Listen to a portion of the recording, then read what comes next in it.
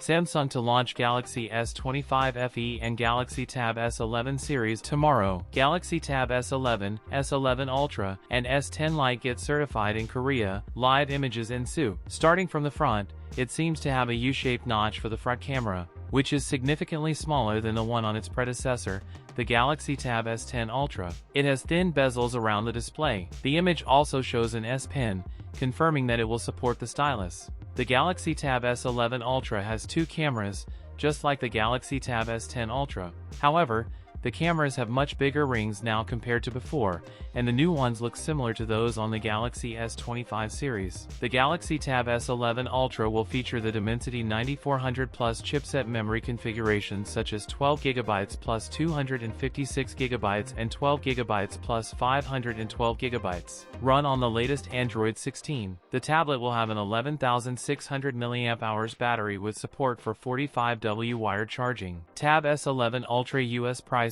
will be $1,400 and $1,700 for 512GB and 1TB. That's it for today's video. If you enjoyed it, don't forget to like, comment, and subscribe for more content. Thanks for watching, and I'll see you in the next one.